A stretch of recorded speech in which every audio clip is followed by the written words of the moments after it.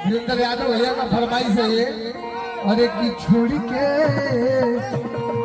अरे तो छोड़ के, अरे तो छोड़ के जाते बाड़ जान का है होलिया।